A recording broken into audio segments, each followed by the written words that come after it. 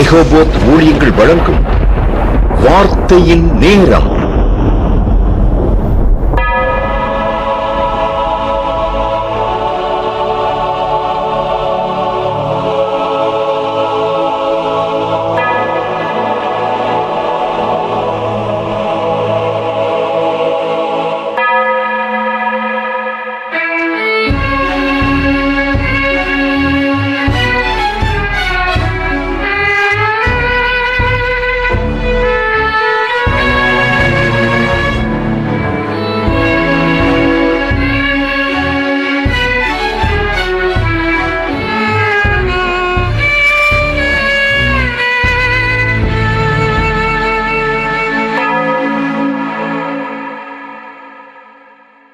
ஆராய்ந்து முடியாத பெரிய காரியங்களையும் எண்ணி முடியாத அதிசயங்களையும் செய்கின்ற சர்வ வல்லமையுள்ள தேவனுக்கே துதியும் கனமும் வல்லமையும் மாட்சிமையும் புகழும் என்றென்றைக்கும் உண்டாயிருப்பதாக. ஆமீன். இந்த நாளிலும் இந்த நேரத்திலும் இந்த வார்த்தை நேரம் நிகழ்ச்சியின் மூலமாக உங்களை சந்திப்பதிலே மிகுந்த மகிழ்ச்சி அடைகின்றேன். கர்த்தர் உங்களை ஆசீர்வதிப்பாராக. இந்த நாளிலும் தேவன் உங்களோடு கூட பேசுகின்ற வார்த்தை நூறத்தனையாய் ஆசீர்வதிக்கும் தேவன். God who blesses 100-fold. நூறத்தனையான ஆசீர்வாதம் என்பது ஒரு பூரணத்தை குறிக்கின்றது. தேவனின் அளவற்ற ஆசீர்வாதத்தை குறிக்கின்றது. 100 என்பது ஒரு முழுமையான ஒரு எண்ணாக இருக்கின்றது. தேவனின் ஆசீர்வாதம் சரியானதாக அதே நேரத்தில் போதுமானதாக நமக்கு கிடைக்கின்றது. நூறத்தனையானது மிகவும் பெரியதுமான ஒரு ஆசீர்வாதமாக இருக்கின்றது. தேவன் மிகுதியாக நமக்கு ஆசீர்வாதத்தை அளவில்லாமல் தருகின்றார். நாம் எபிரேயத்தில் நாம் பார்க்கும் பொழுது இந்த 100 என்பது எதை குறிக்கிறது என்றால் holiness, sanctification, completeness, fullness, protection, புனிதப்படுத்துதலை குறிக்கின்றது, முழுமையானதை குறிக்கின்றது, பாதுகாப்பை குறிக்கின்றது. இவை அனைத்தும் தான் இந்த நூறத்தனையான ஆசீர்வாதத்துக்குள்ளாக அடங்கி இருக்கின்றது. வயல்ல ஒரு சோள செடியை நம்ம வச்சோம்னா அதுலேருந்து பலவிதமான கான் நிறைய நமக்கு கிடைக்கின்றது. அதுபோலதான் ஒரு ஆப்பிளில் ஒரே ஒரு விதை விதைச்சோம்னா நமக்கு பலவிதமான பழங்கள் அந்த ஒரு விதையிலிருந்து உருவாகி மரமாக உருவாகி அது கிடைக்கின்றது. அதுபோலதான் தேவனுடைய ஆசீர்வாதமும் கூட நமக்கு அளவில்லாமல் நிறைவானதாய் நமக்கு கிடைக்கின்றதாய் இருக்கின்றது. வாசிக்கலாம். 2 கொரிந்தியர் 9:6 சிறுக விதைக்கிறவன் சிறுக அறுப்பான், பெருக விதைக்கிறவன் பெருக அறுப்பான். நம்முடைய விதையானது சிறிதளவிலே நாம் விதைத்தோம் என்றால் அது சிறுகதான் நாம் அறுப்போம். அதே வேளையில நாம் பெருக அளவில்லாமல் விதைக்கும் பொழுது இன்னும் அளவில்லாமல் அதிகமான அறுவடையை நாம் பெறுகின்றோம். நம்முடைய வாழ்க்கையிலும் கூட நாம் ஒரு காரியத்தை எடுத்து செயல்படுத்தும் பொழுது சிறுக விதைத்தால் சிறுகதான் நம்ம அதனை அறுவடை செய்வோம். குறிப்பாக நம்முடைய பள்ளியில படிக்கின்ற பிள்ளைகள் என்றால் அவங்க ஓரளவு படித்தார்கள் என்றால் அதற்குரிய மார்க் தான் அவங்க வாங்குவாங்க. அதே நேரத்தில் முழு தன்னுடைய ஃபுல் கான்சன்ட்ரேஷனோடு அவங்க படிக்கும் பொழுது அதற்கென்று உழைக்கும் பொழுது நிச்சயமாகவே ஆண்டவருடைய துணையோடு அவங்க கிளாஸ்லேயே டாப்பராக அந்த சப்ஜெக்டில் டாப்பராக வர முடியும். அதுபோல தான் வேலை ஸ்தலங்களிலும் சரி, வேலைகளிலும் நாம் முழு மனதோடு ஆண்டவருடைய துணையோடு நாம் வேலை செய்யும் பொழுது நம்மை ஒரு யூனிக் ஐடென்டிட்டியோடு அந்த வேலை ஸ்தலத்தில் நம்மளை பார்க்கலாம். அதை ஆண்டவர் நமக்காக அதனை ஆசீர்வதிப்பார். அதுபோல தொழிலும் கூட சரி, நாம் முழுவதுமாக ஆண்டவரை சார்ந்து நாம் தொழில் செய்யும் பொழுது நிச்சயமாகவே அந்த நூறத்தனையான ஆசீர்வாதம் அந்த தொழிலில் இருக்கும். பொருளாதார காரியங்களிலும் ஆண்டவரை முன்வைத்து நாம் செய்யும் பொழுது நிச்சயமாகவே நாம் ஆசீர்வதிக்கப்பட்டவர்களாக இருக்கின்றோம். தேவன் நம் வாழ்க்கையில இந்த விதமான காரியங்களிலே நாம் ஆண்டவரை முதன்மையாக வைத்து செயல்படும் பொழுது நிச்சயமாகவே நூறத்தனையான ஆசீர்வாதத்தை அவர் தருகின்றவராய் இருக்கின்றார். நூறத்தனையாய் ஆசீர்வதிக்கும் தேவன் நம் வாழ்வில் 3 விதங்களில் நம்மை ஆசீர்வதிக்கின்றார். முதலாவது பார்க்கலாம். நூறத்தனையாய் ஆசீர்வதிக்கும் தேவன் நம் வாழ்வில் கையின் பிரயாசங்களில் 100 மடங்கு ஆசீர்வதிக்கும் தேவனாய் இருக்கின்றார். God who gives 100-fold blessings in efforts of hand. ஆதியாகமம் 26:12-14 சொல்கின்றது. ஈசாக்கு அந்த தேசத்தில் விதை விதைத்தான். கர்த்தர் அவனை ஆசீர்வதித்ததினால் அந்த வருஷத்தில் 100 மடங்கு பலன் அடைந்தான். அவன் ஐஸ்வரனாகி வரவர விருத்தியடைந்து மகா பெரியவனானான் என்று கூறப்பட்டுள்ளது. ஈசாக்கு பஞ்ச காலத்துல விதை விதைக்கின்றார். அவருடைய வாழ்க்கையின் காரியங்களை குறித்து பார்க்கும் பொழுது அவர் தன்னுடைய இருந்த இடத்திலிருந்து அவர் ராஜாவாகிய அமலேக்கினர் இடத்துல பெலிஸ்தே ராஜாவிடத்திலே வருகின்றார். அங்க பாத்தீங்கன்னா அவர் வந்த அந்த கோராருக்கு என்ற அந்த நாட்டுல பாத்தீங்கன்னா அந்த பகுதியில பயங்கர பஞ்சம் இருக்கு. அந்த இடத்துல ஈசாக்கு வருகின்றார். அங்கு வந்து அந்த இடத்துல அவர் விதைக்கின்றார். அங்க ஆண்டவர் சொல்கின்றார், இந்த இடத்துல விதைன்னு சொன்னோன்னே ஆண்டவருடைய வார்த்தை அப்படியே கீழ்ப்படிந்து ஈசாக்கு கோராரிலே குடியிருந்து அந்த இடத்துல விதைக்கின்றார். ஆண்டவர் சொல்லிய பிரகாரமாக ஆதியாகமம் 26ஆம் அதிகாரம் 22ஆம் வசனத்திலே கூறப்பட்டுள்ளது, பின்பு அவ்விடம் விட்டு பெயர்ந்து போய் வேறொரு துறவி வெட்டினான், அதை குறித்து அவர்கள் வாக்குவாதம் பண்ணவில்லை என்று கூறப்பட்டுள்ளது. இந்த இடத்துல பார்க்கும் பொழுது அந்த கோராகில ஈசாக்கு விதைத்த பொழுது நூறத்தனையான ஆசீர்வாதத்தை தேவன் கட்டளையிட்டார். அவருடைய விளைச்சலை நூறத்தனையான ஒரு ஆசீர்வாதம் நிறைந்த விளைச்சலாய் தந்தார் அந்த பஞ்ச காலத்துல. அப்படிப்பட்ட சூழ்நிலையில இது எவ்வாறு நிகழ்ந்தது என்றால், ஈசாக்கு ஆண்டவருடைய வார்த்தை அப்படியே கீழ்ப்படிந்தார். அவருடைய முயற்சியில ஆண்டவருடைய துணை இருந்தது. அதோடு கூட அவருடைய வாழ்க்கையில தேவன் அவரை நூறத்தனையாய் ஆசீர்வதித்தார். எதற்காக என்றால், தேவன் மீது அவர் வைத்திருந்த விசுவாசம், அவர் மீது வைத்திருந்த நம்பிக்கை, அதோடு கூட அவருடைய சொல்படி அவர் கீழ்ப்படிந்தது நிமித்தம் அவருடைய கையின் பிரயாசத்தை தேவன் ஆசீர்வதித்தார். இந்த நாளிலும் கூட நம்முடைய வாழ்க்கையிலும் கூட நாம் ஒவ்வொரு காரியங்களை செய்யும் பொழுதும் ஆண்டவருடைய கரம் நம்மோடு கூட இருக்க வேண்டும். அவருடைய கரம் இருந்து அவர் சொற்படி நாம் நடக்கும் பொழுது, வழி இதுவே, இதில் நடவுங்கள் என்று ஆண்டவருடைய சத்தம் நம்முடைய வாழ்க்கையில் கேட்கப்படும் பொழுது நிச்சயமாகவே அதன்படி நாம் செய்யும் பொழுது நம்முடைய காரியத்திலே 100 மடங்கான ஆசீர்வாதத்தை எப்படி ஈசாக்கு அந்த பஞ்ச காலத்திலே அவர் அதனை பெற்றாரோ, நம்முடைய வாழ்க்கையிலும் கூட ஏதோ ஒரு குறைவு இருக்கலாம், எல்லாவற்றிற்கும் போதுமானவராய் உள்ள தேவன் நம்மோடு கூட இருக்கும் பொழுது எப்படி ஈசாக்குக்கு அவர் நூறத்தனையான ஆசீர்வாதத்தை தந்தாரோ, அதே போல் நம்முடைய வாழ்க்கையிலும் கூட நம்முடைய காரியங்களிலே தேவன் தருகின்றவராய் இருக்கின்றார். அதோடு கூட பாத்தீங்கன்னா ஈசாக்கு தொடர்ந்து அந்த பகுதியில அவங்களுடைய ஆட்கள் போய் அவங்க மூதாதையர் வைத்திருந்த துறவு, ஆபிரகாம் வைத்திருந்த துறவை வெட்டுறாங்க. அவங்க வெட்டின பிறகு நல்ல நீரூற்று வருது. அங்க இருக்கவங்க சொல்றாங்க, அந்த மேய்ப்பர்கள் இது எங்களுக்கு சொந்தம்னு சொல்லி அந்த பகுதியில் உள்ளவங்க. சரி, அந்த இடத்த விட்டுட்டு அடுத்த ஒரு துறவை போய் வெட்டுறாங்க. அங்கேயும் இதே வார்த்தைகளை சொல்கின்றார்கள். ஆனாலும் சோர்ந்து போகல, அவங்க தொடர்ந்து 3வது இடத்துல அந்த உள்ள துறவை வெட்டுறாங்க. அதை பார்ப்போம் என்றால் ஆதியாகமம் 26ஆம் அதிகாரம் 28ஆம் வசனத்திலே கூறப்பட்டுள்ளது, அதற்கு அவர்கள் நிச்சயமாய் கர்த்தர் மோடு கூட இருக்கிறார் என்று கண்டோம் என்று சொல்கின்றார்கள்.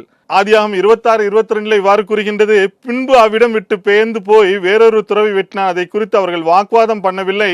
அப்பொழுது அவன், நாம் தேசத்தில் பழுகும்படிக்கு இப்பொழுது கர்த்தர் நமக்கு இடம் உண்டாக்கினார் என்று சொல்லி அதற்கு ரெகோபோத் என்று பெயரிட்டார்கள். இந்த துறவை குறித்து அவங்க ஒன்றும் சொல்லலை. அந்த தண்ணீர் ஊற்று அவ்வளோ நல்லா இருந்துச்சு, அவங்களும் ஒன்றும் சொல்லலை. அதற்கு என்று ஆண்டவரை நன்றி செலுத்தும் வண்ணமாக அந்த இடத்திற்கு ரெகோபோத் என்று ஈசாக்கு பெயரிடுகின்றார். ரெகோபோத் என்றால் பெருக்கத்தின் ஆசீர்வாதம் என்று கூறப்பட்டுள்ளது. ஈசாக்கின் வாழ்க்கையில நூறத்தனையாய் ஆசீர்வதித்த தேவன் அந்த ரெகோபோத்தையும் ஆசீர்வதிக்கின்றார், அவருடைய ஊற்றையும் ஆசீர்வதிக்கின்றார். அதன் நிமித்தம் அந்த பகுதியே ஆசீர்வதிக்கப்படுகின்றது. ஆம் பிரியமானவர்களே, இந்த நாளிலும் கூட நம்முடைய வாழ்க்கையிலும் கூட எத்தனையோ வித காரியங்களை நாம் முயற்சி செய்திருப்போம், தோல்வி அடைந்திருப்போம். நம்முடைய எதிர்கால திட்டங்கள் எல்லாம் அப்படியே ஒரு கேள்விக்குறியா இருக்கும். ஆனாலும் கூட நாம் சோர்ந்து போகாமல் தொடர்ந்து நம்முடைய காரியங்களிலே நாம் அதனை முயற்சி செய்து ஆண்டவருடைய துணையோடு கூட நாம் செய்யும் பொழுது, ஒருவேளை எதிர்மறையான எதிர்ப்புகள் நமக்கு வந்தாலும் நாம் செய்கின்ற காரியங்களிலே தேவன் நம்மோடு கூட இருந்து நமக்கு எல்லாவற்றையும் வாய்க்க செய்கின்றவராய் இருக்கின்றார். அவ்வாறுதான் அங்க இருக்கின்ற அந்த அமலேக்க ராஜா வந்து சொல்றாரு, நிச்சயமாகவே கர்த்தர் மோடு கூட இருக்கிறார் என்று சொல்கின்றார். ஆதியாகமம் 26-29 நீர் கர்த்தரால் ஆசீர்வதிக்கப்பட்டவராமே என்று சொல்கின்றார். கர்த்தர் மோடு கூட இருக்கிறார் என்று சொன்னது மாத்திரமல்ல, நீர் கர்த்தரால் ஆசீர்வதிக்கப்பட்டவராமே என்று கூறுகின்றார். இந்த ஆசீர்வாதத்தின் தேவன், ஈசாக்கை ஆசீர்வதித்த தேவன் இந்த நாளிலும் கூட நம்மையும் ஆசீர்வதிக்கின்றவராய் இருக்கின்றார். நம்முடைய குறைவுகளை எல்லாம் கிறிஸ்து இயேசுவுக்குள் நிறைவாக்குகின்றவராய் இருக்கின்றார். ஒருவேளை ஈசாக்குக்கு எல்லாம் எதிர்மறையா இருந்துச்சு, ஆனாலும் கூட தேவன் இவை எல்லாற்றின் மத்தியிலும் அவரோடு கூட இருந்து அவர் சொற்படி அவருடைய கட்டளைகளை பின்பற்றி வாழ்ந்த அந்த ஈசாக்குக்கு அந்த நூறத்தனையான ஆசீர்வாதத்தை தேவன் தந்தருளினார். இந்த நாளிலும் கூட நமக்கும் தேவன் அப்படியே செய்ய கிருபை உள்ளவராய் இருக்கின்றார். அதனால ஒரே ஒரு காரியம், முழுவதுமாக ஆண்டவரை நம்முடைய வாழ்க்கையில ஏற்றுக்கொண்டு அவருக்காய் நாம் வாழும் பொழுது நிச்சயமாகவே அவருடைய சொற்படி கேட்டு நடக்கும் பொழுது அவர் நூறத்தனையாய் நம்மை ஆசீர்வதிக்கின்றவராய் இருக்கின்றார். 2வதாக நாம் பார்க்கலாம், நூறத்தனையாய் ஆசீர்வதிக்கும் தேவன் நம் வாழ்வில் விசுவாசத்தின் நிமித்தம் இழந்ததை 100 மடங்கு திரும்பி தந்து ஆசீர்வதிக்கும் தேவனாய் இருக்கின்றார். வாசிக்கலாம். மார்க்கு 10ஆம் அதிகாரம் 28, 29, 30 வசனங்கள் இவ்வாறு கூறுகின்றது. அப்பொழுது பேதுரு அவரை நோக்கி, இதோ நாங்கள் எல்லாவற்றையும் விட்டு உம்மை பின்பற்றினோமே என்று சொல்லத் தொடங்கினான். அதற்கு இயேசு பிரதியுத்தரமாக, என் நிமித்தமாகவும் சுவிசேஷத்தின் நிமித்தமாகவும் வீட்டையாவது சகோதரனையாவது சகோதரியாவது தகப்பனையாவது தாயையாவது மனைவியையாவது பிள்ளைகளையாவது நிலங்களையாவது விட்டவன் எவனும் இப்பொழுது இம்மையிலே துன்பங்களோடு கூட 100 வீடுகளையும் சகோதரரையும் சகோதரிகளையும் தாய்களையும் பிள்ளைகளையும் நிலங்களையும் வறுமையிலே நித்திய ஜீவனையும் அடைவான் என்று மெய்யாகவே உங்களுக்கு சொல்லுகிறேன் என்றார். இந்த இடத்துல நாம் பார்க்கும் பொழுது கடவுள் எல்லாவற்றையும் நமக்கு, ஒருவேளை நம்ம ஆண்டவரிடத்துல விசுவாசமா இருக்கிற நிமித்தம் நமக்கு பிரச்சனைகள் பாடுகள் இதைதான் நாம் சந்தித்து கொண்டிருக்கின்றோம். அது நிமித்தம் நம்முடைய வாழ்க்கையில நாம் சோர்வுற்று இருந்தாலும் கூட தேவன் இவை எல்லாவற்றையும் மாற்றி அவருக்குள்ள ஆசீர்வாதத்தை, அவர் நம் சந்தித்த போராட்டங்கள் மத்தியிலும் அவர் மீது உள்ள விசுவாசத்தின் நிமித்தம் நாம் சந்தித்த எல்லா போராட்டங்களிலிருந்து நமக்கு விடுதலை தந்து நம்மை ஆசீர்வதிக்கின்றவராய் இருக்கின்றார். உலக மக்கள் பார்த்தீங்கன்னா நம்ம பயப்படும்படியாக காரியங்கள் நடத்துவார்கள். நாம் சுற்றி இருக்கின்றவர்கள் நம்மை நெருக்கும்படியாக இருந்தாலும் கூட நாம் பயந்து விடக்கூடாது. ஏனென்றால் உலகத்தில் உள்ளவரை காட்டிலும் உங்களில் இருக்கிறவர் பெரியவர் என்று ஆண்டவருடைய வசனம் சொல்கின்றது. அதனால எந்த சத்துரு போராட்டங்களுக்கும் எந்த விதமான போராட்டங்களுக்கும் நாம் கலங்க வேண்டியதில்லை. கர்த்தர் நம்மோடு கூட இருக்கும் பொழுது, அவரை பற்றி நாம் வாழும் பொழுது, எவ்வித விசுவாச சோதனை நம்முடைய வாழ்க்கையில இருந்தாலும் கூட தேவன் அதன் எல்லாவற்றிலிருந்து நம்மை விடுவிக்கின்றவராய் இருக்கின்றார். நம்முடைய வாழ்க்கை ஒரு அற்புதமான வாழ்க்கை. இதுல விசுவாச சோதனைகள் நிறைந்ததா இருக்கணும். ஒருவேளை ஒரு முற்களுக்குள்ளாக செல்கின்ற பாதையா இருக்கும். அதிலூடாலும் கூட தேவன் நமக்கு ஒரு ஆசீர்வாதத்தை வைக்கின்றார். அவரை பின்பற்றுவது நிமித்தம், அவருக்கு உண்மையா இருப்பது நிமித்தம் நாம் தேவனை விசுவாசிக்கும் பொழுது எல்லாவற்றிலும் உலகத்தில் ஒருவேளை இழக்கின்ற சூழ்நிலை இருக்கலாம். ஆனாலும் கூட இதன் மத்தியிலும் அவர் நம்மை வாழச் செய்கின்றவராய் இருக்கின்றார். வேலை ஸ்தலங்கள்ல ஒருவேளை நாம் நேர்மையா இருக்கலாம். நம்முடைய தேவனிடத்துல விசுவாசத்தில் இருக்கிறது நிமித்தம், நாம் நேர்மையா இருக்கிறது நிமித்தம் போராட்டங்களை சந்தித்து கொண்டிருக்கலாம். ஆனாலும் கூட தேவன் நம்மோடு கூட இருந்து நம்மை அந்த இடத்துல ஒரு உயர்ந்த ஸ்தானத்திலே வைக்கின்றவராய் இருக்கின்றார். எல்லா எதிர்மறையான காரியங்களையும் நீக்கி நம்மை அந்த இடத்துல ஒரு சாட்சியாக வேலை ஸ்தலங்களில் வைக்கின்றவராய் இருக்கின்றார். ஒருவேளை தொழிலில் இப்படிதான் செய்வேன், ஆண்டவருக்கு விசுவாசமா இருக்கிறது நிமித்தம் இப்படிதான் செய்வேன்றது நிமித்தம் தொழிலில் வளர்ச்சி அடையாம ஒரு சூழ்நிலை இருக்கலாம். நாம் பார்ப்பதற்கு அப்படி இருக்கலாம். ஆனாலும் கூட கர்த்தர் நம்மோடு கூட இருந்து அந்த தொழிலே ஒரு மாற்றத்தை நம்முடைய தொழிலே கொண்டு வருவார். எல்லோரும் ஆச்சரியப்படத்தக்க விதத்துல அவர் நம்மை உயர்த்துவார், நம்மை ஆசீர்வதிப்பார், 100 ஆசீர்வதிப்பார். குடும்பங்களிலும் சரி, இப்படிதான் வாழணும், இப்படிதான் ஒரு ஒழுங்கோடு கூட வாழ வேண்டும் என்று நாம் குடும்பத்துல நாம் நடக்கும் பொழுது பல்வேறு பிரச்சனைகளை சந்திக்க வேண்டிய சூழ்நிலைகள் இருக்கலாம். இந்த சூழ்நிலைகளிலும் கூட தேவன் அவரை நோக்கி பார்த்து நாம் வாழும் பொழுது அவர் நம்மோடு கூட இருந்து குடும்பத்துல ஒரு சுற்றிலும் இளைப்பாறுதலை தருகின்றார், சமாதானத்தை தருகின்றார். ஒருவேளை விசுவாசமா நான் நடப்பேன், இப்படிதான் நடப்பேன்னு குடும்பத்துல இருக்கும் பொழுது பிள்ளைகளுக்கும் தாய் தகப்பனுக்கும் பிரச்சனைகள் வரலாம். இந்த சூழ்நிலைகளிலும் அந்த உறவுக்குள்ளாக உள்ள பிரச்சனைகளை தேவனே தீர்த்து அதனை அமைதி உண்டாக்கி ஒரு ஆசீர்வாதமான குடும்பமாய் வைப்பார். நாம் உண்மையாய் இருப்பது நிமித்தம் பல்வேறு இழப்புகள் நம்முடைய வாழ்க்கையில வரலாம். செல்கின்ற இடங்களிலே, நாம் பயணிக்கின்ற இடங்களிலே தேவனுக்காக ஏதாகிலும் நாம் செய்ய வேண்டும் என்ற ஒரு வாஞ்சி விருப்பத்தோடு இருக்கின்ற சூழ்நிலைகளிலே தியாகமாய் சிலவற்றை தேவனுக்காய் நாம் இழக்க வேண்டிய சூழ்நிலைகள் நம்முடைய வாழ்க்கையில வரலாம். ஆனாலும் கூட நாம் ஒருவேளை நம்மிடத்துல அன்பாய் இருந்தவர்கள் எல்லாம் நாம் விசுவாசத்தோடு ஆண்டவரிடத்தில் இருக்கிறது நிமித்தம் அவர்களுக்கு எது ஒத்து வராமல் நம்மை விட்டு செல்கின்ற சூழ்நிலைகளிலே நாம் இருக்கலாம். இவைகள் மத்தியிலும் கூட நாம் கவலைப்பட தேவையில்லை. எல்லாவற்றையும் தேவன் நமக்கு 100 திருப்பி தருகின்றவராய் இருக்கின்றார். ஏசாயா 30ஆம் அதிகாரம் 20ஆம் வசனம் 19ஆம் வசனம் இவ்வாறு கூறுகின்றது. ஆண்டவர் உங்களுக்கு துன்பத்தின் அப்பத்தையும் உபத்திரவத்தின் தண்ணீரையும் கொடுத்தாலும் இனி நீ அழுது கொண்டிராய், உன் கூப்பிடுதலின் சத்தத்துக்கு அவர் உருக்கமாய் இறங்கி அதை கேட்டவுடனே உனக்கு மறு உத்தரவு அருளுவார் என்று கூறப்பட்டுள்ளது. ஒருவேளை நம்முடைய வாழ்க்கையில துன்பத்தின் சூழ்நிலையில நாம் கடந்து சென்று கொண்டிருக்கலாம். ஒருவேளை வாழ்க்கை பயணத்துல வேலை செய்கின்ற ஸ்தலங்களானாலும் சரி, இல்லை என்றால் ஒரு வியாதியினால மற்றும் ஏதோ ஒரு பொருளாதார நெருக்கத்தினால பணம் இல்லாம கஷ்டப்பட்டு கொண்டிருக்கலாம். இந்த உபத்திரவத்தின் மத்தியிலும் கூட தேவன் இந்த நாளிலும் கூட உங்களோடு கூட இந்த வார்த்தை நேரம் நிகழ்ச்சியின் மூலமாக பேசுகின்றார். இனி நீ அழுது கொண்டிராய், உன் கூப்பிடுதலின் சத்தத்துக்கு அவர் உருக்கமாய் இறங்கி அதை கேட்ட உடனே உனக்கு மறு உத்தரவு அருளுவார் என்று கூறப்பட்டுள்ளது. நம் கண்ணீரோடு ஆண்டவரை நோக்கி கூப்பிடும் பொழுது, என்னை நோக்கி கூப்பிடு, அப்பொழுது நான் உனக்கு எட்டாவதும் விளங்காதுமான பெரிய காரியங்களை அறிவிப்பேன் சொன்ன தேவன் நமக்காக இறங்கி நமக்கு காரியத்தை கைக்கூடி வர பண்ணுகின்றார். தாவீதுடைய வாழ்க்கையில பார்க்கலாம். சிக்லாக் என்ற இடத்துல 1 சாமுவேல் 30ஆம் அதிகாரத்துல நாம் பார்க்கும் பொழுது, அங்கு அந்த சிக்லாக் பள்ளத்தாக்குல அவங்க இருக்கும் பொழுது அவங்க குடும்பத்தார் எல்லாரையும் அமலேக்கர் வந்து அப்படியே எல்லாரையும் கைது செய்து அழைத்து சென்று விடுகின்றார்கள். இந்த சூழ்நிலையில தாவீது வந்து பார்க்கும் பொழுது அவருக்கு துக்கம் தாமல் அவரால் முடிந்த அளவு அந்த அளவுக்கு அழுகிறாரு. அவர் அந்த அளவுக்கு நெருக்கப்படுகின்றார். தாவீது கர்த்தரை நோக்கி இந்த நேரத்துல கூட ஆண்டவரை நோக்கி அவர் விசுவாசத்தோடு இருக்கின்றார். அவர் அந்த விசுவாசத்துக்கே ஒரு கேள்விக்குறியா இருக்கு. ஏன்னா அவர் எல்லாவற்றுக்கும் ஆண்டவரை சார்ந்தவர். ஆண்டவரே அவருக்கு சாட்சி கொடுக்கின்றார், தனக்கு பிரியமான மகன் என்று, இருதயத்துக்கு ஏற்றவன் என்று. அப்படிப்பட்ட தாவீது இந்த இடத்துல மிகவும் துக்கமா இருக்கும் பொழுது அவர் கூட இருக்கவங்க கூட அவரை இழந்தது நிமித்தம், தங்களுடைய உடைமைகளை குடும்பத்தாரை இழந்தது நிமித்தம் அவரை கல்லெறிய வேண்டும் என்று நினைக்கின்றார்கள்.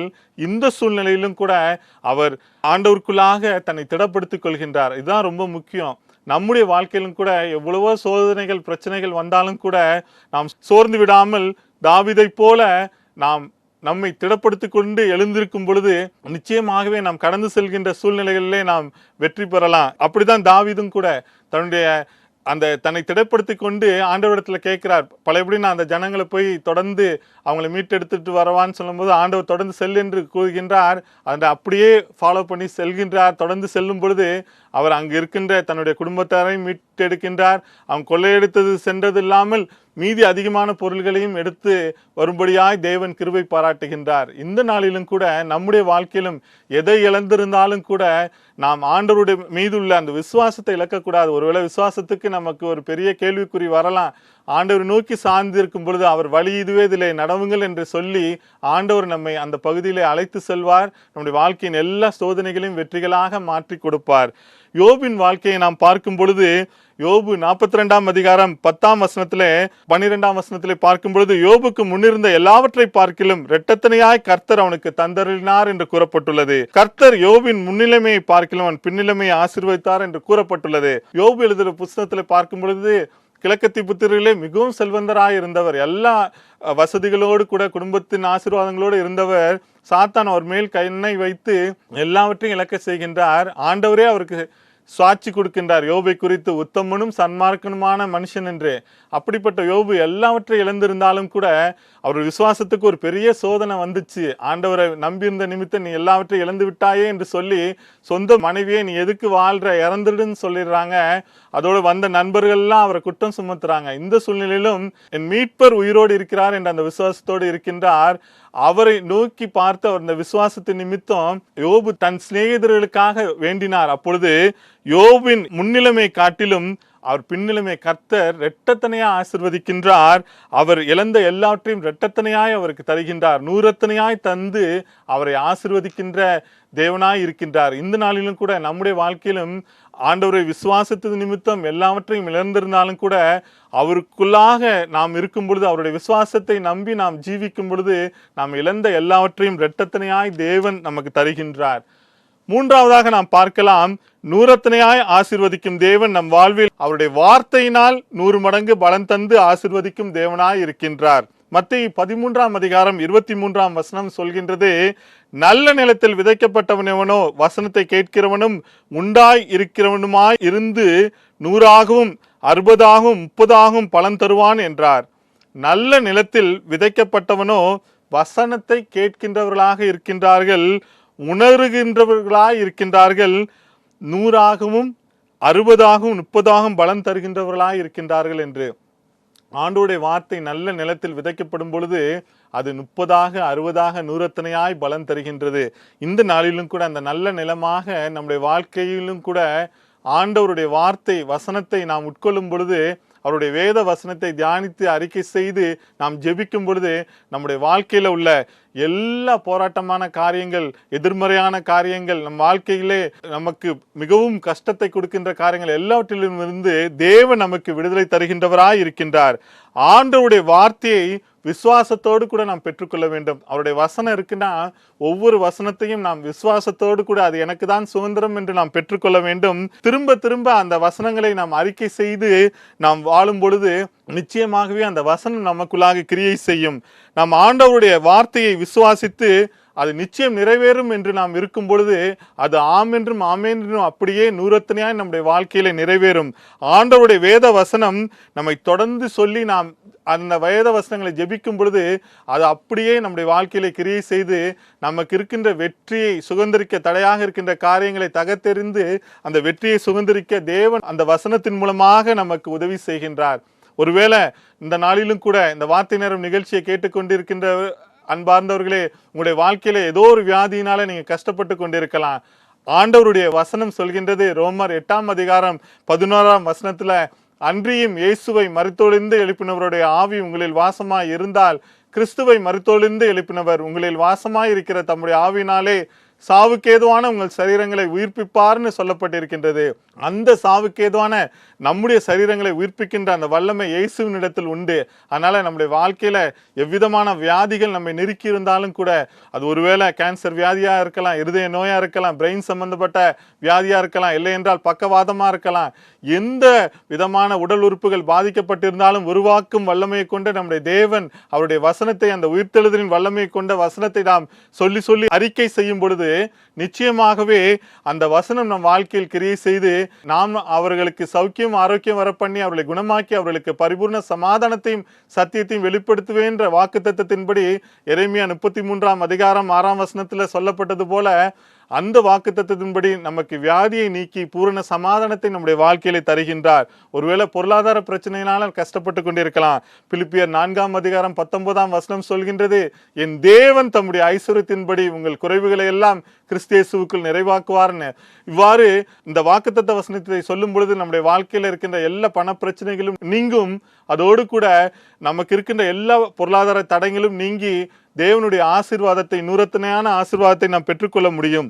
இயேசு ஒரு ஊமை சொல்கின்றார். லூக்கா 8:5-8 விதைக்கிறவன் ஒருவன் விதையை விதைக்க புறப்பட்டான். அவன் விதைக்கையில் சில விதை வழியருகே விழுந்து மிதியுண்டது. ஆகாயத்து பறவைகள் வந்து அதை பட்சித்து போட்டது. சில விதை கற்பாறையின் மேல் விழுந்தது. அது முளைத்த பின் அதற்கு ஈரமில்லாதனால் உலர்ந்து போயிற்று. சில விதை முள்ளுள்ள இடங்களில் விழுந்தது. முள் கூட வளர்ந்து அதை நெருக்கி போட்டது. சில விதை நல்ல நிலத்தில் விழுந்தது. அது முளைத்து 100 பலன் கொடுத்தது என்றார். இவைகளை சொல்லி கேட்கிறதற்கு காதுள்ளவன் கேட்க கடவன் என்று சத்தமிட்டு கூறினார் என்று கூறப்பட்டுள்ளது. நல்ல நிலத்துல விதைக்கிற விதை பார்த்தீங்கன்னா நூறத்தனையான பலனை தரும். நம்முடைய வாழ்க்கையில அந்த நல்ல நிலம் என்பது அந்த வேத வசனத்தை தான் குறிக்குது. அந்த வேத வசனத்தை நம்முடைய வாழ்க்கையில நல்ல நிலமாக நம்முடைய வாழ்க்கையில அதை விதைக்கும் பொழுது நிச்சயமாகவே அந்த வசனம் நமக்குள்ளாக கிரியை செய்து அது நம்முடைய வாழ்க்கையை சீர்படுத்துகின்றது, ஸ்திரப்படுத்துகின்றது, நிலைப்படுத்துகின்றது, மற்றவர்களுக்கு ஆசீர்வாதமாய் நம்முடைய வாழ்க்கையை வைக்கின்றது, நமக்கும் ஆசீர்வாதமாய் இருக்கின்றது.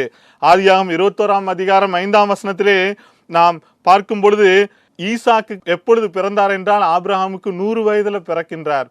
ஆண்டவர் ஆபிரகாமுக்கு அவருக்கு 75வது வயதிலே வாக்குத்தத்தத்தை தருகின்றார். ஆனால் 25 ஆண்டு காலம் ஆபிரகாம் காத்திருக்க வேண்டிய சூழ்நிலை இருந்தது. தன்னுடைய 100வது வயதுல ஈசாக்கை பெற்றெடுத்தால் ரெபேக்காள் அவருடைய மனைவி. ஆம் பிரியமானவர்களே, இவ்வளவு நாள் அந்த விசுவாசத்தின் தகப்பன் ஆபிரகாம் காத்திருந்தார். ஆனால் அவர் காத்திருந்தது நிமித்தம் தேவன் ஒரு வாக்குத்தத்தத்தை தந்தார். அந்த வசனத்தை நிச்சயம் நிறைவேற்றுவார் என்ற அந்த வாக்குத்தத்தத்தின்படி அவர் காத்திருந்தார். அந்த வசனத்தை சுதந்திரித்து கொண்டார். இதன் நிமித்தம் அவர் 25 ஆண்டுகள் காத்திருந்தாலும் தன்னுடைய 100வது வயதில் அந்த ஆசீர்வாதத்தை பெற்றுக்கொண்டார். இந்த நாளிலும் கூட நாமும் கூட ஏதோ ஒரு காரியத்துக்காக, ஒருவேளை குழந்தை இல்லாமல் காத்து கொண்டிருக்கலாம், இல்லை என்றால் வேலை இல்லாமல் காத்து கொண்டிருக்கலாம், ஏதோ ஒரு காரியத்திற்காக தேவனை நோக்கி நாம் சார்ந்திருக்கலாம். நமக்கு வாக்குத்தத்தம் பண்ணின தேவன் உண்மையுள்ளவர். அவர் மரண பரியந்தம் நமக்கு உண்மையுள்ளவராய் இருக்கின்றார். அவர் நேற்றும் இன்றும் என்றும் மாறாதவர். இந்த நாளிலே இந்த வார்த்தை நேரம் நிகழ்ச்சியின் மூலமாக உங்களுடைய தேவைகளை அவர் சந்திக்கின்றவராய் இருக்கின்றார். நூறத்தனையாய் ஆசீர்வதிக்கும் தேவன் நம் வாழ்வில் 3 விதங்களில் நம்மை நம்மை ஆசீர்வதிக்கின்றார் என்று பார்த்தோம். கையின் பிரயாசங்களின் 100 மடங்கு ஆசீர்வதிக்கும் தேவனாய் இருக்கின்றார். விசுவாசத்தின் நிமித்தம் இழந்ததை 100 மடங்கு திரும்பி தந்து ஆசீர்வதிக்கும் தேவனாய் இருக்கின்றார். அவருடைய வார்த்தையினால் 100 மடங்கு பலன் தந்து ஆசீர்வதிக்கும் தேவனாய் இருக்கின்றார் என்று பார்த்தோம். இந்த நாளிலும் கூட தேவன் உங்களுக்கு வாக்குத்தத்தமாக சொல்கின்றார். 2 கொரிந்தியர் 9:8 மேலும் நீங்கள் எல்லாவற்றிலும் எப்பொழுதும் சம்பூர்ணம் உள்ளவர்களாயும் சகலவித நற்கிரியைகளினாலும் பெருகிறவர்களாயும் இருக்கும்படியாக தேவன் உங்களிடத்தில் சகலவித கிருபையும் பெருகச் செய்ய வல்லவராய் இருக்கின்றார் என்று கூறப்பட்டுள்ளது. தேவன் நம்முடைய வாழ்க்கையில எல்லாவற்றையும் சம்பூர்ணமாய் கொடுக்கின்றார். சகலவித நற்கிரைகளில் நம்மை பெருகுகின்றவர்களாய் வைக்கின்றார். அதோடு கூட நமக்கு அவர் சகலவித கிருபையும் நமக்கு தருகின்றார். தொடர்ந்து அளவற்ற கிருபையினால் நன்மையினால் முடிசூட்டி நம்மை காக்கின்றார். யாக்கோபு 1:17 சொல்லப்பட்ட வாக்குத்தத்தத்தை இப்பொழுது உங்களுக்கு தேவன் ஆசீர்வாதமாக தருகின்றார். நன்மையான எந்த ஈவும் பூரணமான எந்த வரமும் பரத்திலிருந்து உண்டாகி ஜோதிகளின் பிதாவினிடத்திலிருந்து இறங்கி வருகிறது. அவரிடத்தில் யாதொரு மாறுதலும் யாதொரு வேற்றுமை நிழலுமில்லை என்ற வாக்குத்தத்தத்தின்படி பரலோகத்திலிருந்து தேவன் எல்லா நன்மைகளையும் ஆவிக்குரிய பிரகாரமாகவும் சரீர பிரகாரமாகவும் உலக பிரகாரமாகவும் உங்களுக்கு நூறத்தனையாய் தந்து ஆசீர்வதிப்பாராக. ஆமேன்.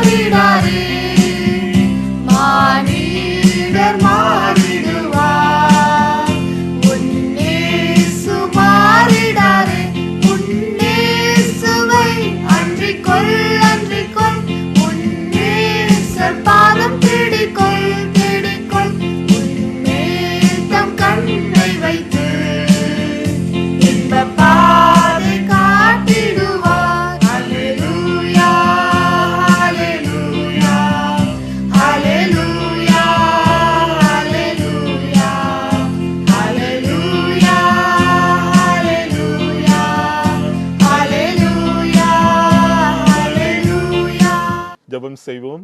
அன்புள்ள இயேசப்பா, அப்பா பிதாவே, இந்த அருமையான இந்த வார்த்தை நிகழ்ச்சியின் மூலமாக நம்முடைய பிள்ளைகளோடு கூட நீர் பேசினதற்காய் நன்றி சுவாமி. நூறத்தனையாய் ஆசீர்வதிக்கும் தேவன் நம் வாழ்வில் 3 விதங்களில் நம்மை ஆசீர்வதிக்கின்றார் என்று நம்முடைய பிள்ளைகளோடு கூட நீர் பேசினதற்காய் நன்றி. கையின் பிரயாசங்களில் 100 மடங்கு ஆசீர்வதிக்கின்றீர்.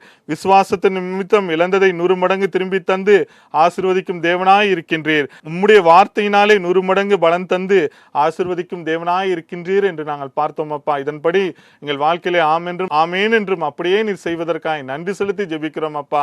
இப்பொழுதும் கூட விசேஷமாய் பள்ளியிலே படிக்கின்ற பிள்ளைகளுக்காய், கல்லூரியிலே படிக்கின்ற பிள்ளைகளுக்காய் ஜெபிக்கிறேன் சுவாமி. உடைய கரம் கூட இருந்து ஞானத்தின் ஆவியினால் நிரப்பி அவங்கள நூறத்தனையாய் ஆசீர்வதித்தரல வேண்டும் என்று ஜெபிக்கிறேன். தேவ பாதுகாப்பையும் ஞானத்தை தந்து காத்துக்கொள்ளுங்க. பிறந்திருக்கின்ற பிள்ளைகளுக்காய் ஜெபிக்கிறேன் அப்பா.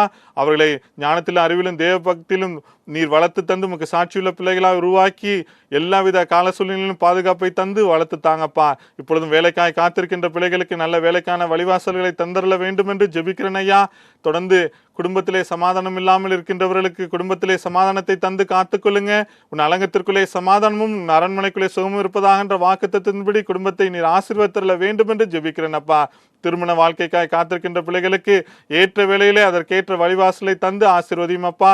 தொடர்ந்து வியாதினால் கஷ்டப்பட்டு கொண்டிருக்கின்ற பிள்ளைகளுக்கு வியாதியை உன்னிலிருந்து விலக்குவேன்ற வாக்குத்தத்தின்படி நீர் அவர்களுக்கு எந்தவித கேன்சர் வியாதியோ இருதய நோயோ மற்றும் எந்தவித வியாதிகளாக இருந்தாலும் எல்லாவற்றையும் தேவன் கல்வாரி சிலுவையிலே வெற்றி சிறந்த தேவன் இப்பொழுதும் அவர்களுக்கு பூரண சுகத்தை தந்து காத்துக்கொள்ளுங்க. பொருளாதாரத்தில் கஷ்டப்படுகின்றவர்களுக்கு நீதாமே இப்பொழுதும் கூட வானம் திறக்கப்பட்டு அவர்களுக்கு வேண்டிய நூறத்தனையான ஆசீர்வாதத்தை தந்து காத்துக்கொள்ளுங்கப்பா. தொடர்ந்து என்னென்ன காரியங்களுக்காக உம்மை நோக்கி இப்பொழுது வார்த்தையின் நேரம் நிகழ்ச்சியின் மூலமாக உம்முடைய பிள்ளைகள் கேட்கின்றார்களோ எல்லோருக்கும் நீர்தாமே ஈசாக்கை ஆசீர்வதித்த தேவன் நூறத்தனையாய் உம்முடைய பிள்ளைகளையும் ஆசீர்வதித்து எப்படி ஈசாக்கு எல்லோரிலும் செல்வந்தராய் இருந்தாரோ அதுபோல இவர்களையும் எல்லா விதத்திலும் ஆவிக்குரிய பிரகாரமாகவும் சரீர பிரகாரமாகவும் உலக பிரகாரமாகவும் ஆசீர்வதித்து காத்துக்கொள்ள வேண்டும் என்றும் எல்லா அந்தகார வல்லமையிலே மேற்கொண்டு சகல வாக்குத்தத்தங்கள் சுதந்திரமாக்கி ஜெபங்களை கேட்கின்ற அற்புதங்களை செய்கின்ற இயேசுவின் நாமத்தினாலே ஜெபிக்கிறோம் ஜீவனுள்ள நல்ல பிதாவே. ஆமேன் ஆமேன்.